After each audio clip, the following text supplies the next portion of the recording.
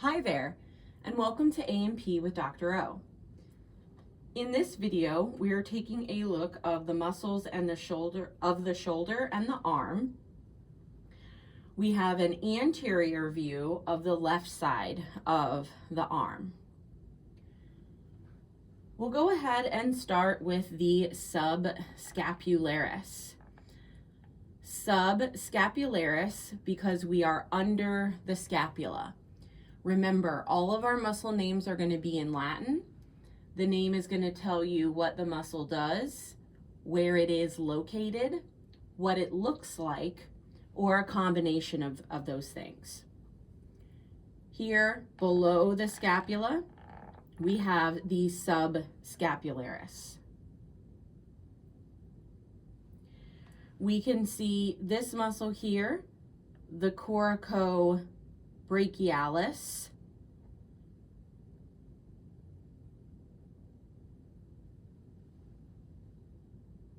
And we can also see the biceps brachii.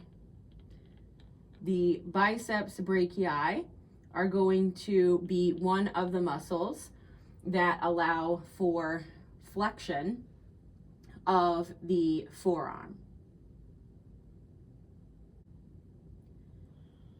The brachioradialis, which we can see here,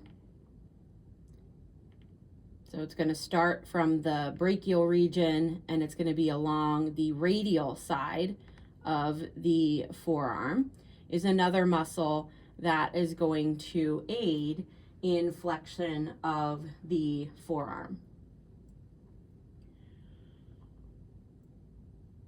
We have three muscles that are involved in flexion of the wrist.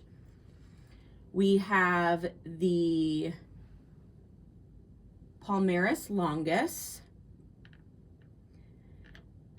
and then we have the flexor carpi radialis and the flexor carpi ulnaris. Palmaris longus, so it's this long muscle here, and if we follow the tendon, we see it goes to the palm of the hand, palmaris longus. Flexor carpi radialis, it flexes the wrist. Carpi refers to the wrist, and radial means it's on the radial side. So our thumb side is the radial side. Our pinky side is the ulnar side. So this then becomes the flexor carpi ulnaris.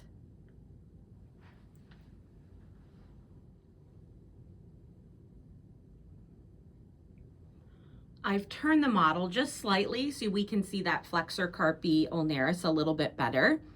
Again, just to get our bearings, here we have the palmaris longus. I like to start with that one because that's in the middle. And then we've got our flexi carpi radialis.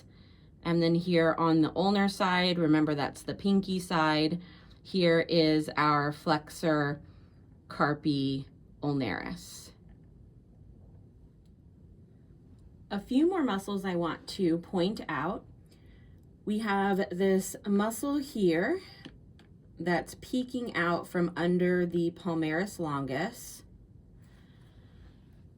Again, here's our palmaris longus here, and we've got this muscle kind of peeking out from underneath. That muscle underneath is the flexor digitorum superficialis. Flexor because it flexes, digitorum because it flexes the digits. So again, here we've got our digits here. So this is the muscle that's going to flex those. And superficialis because it's going to be a more superficial muscle.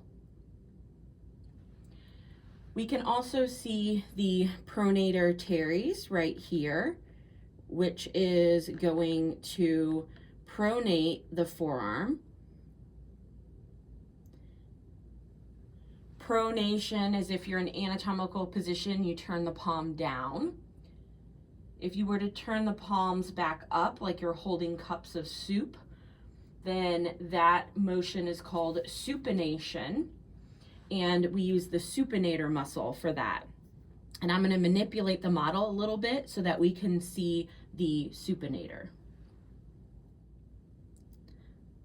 So I've kind of manipulated the model.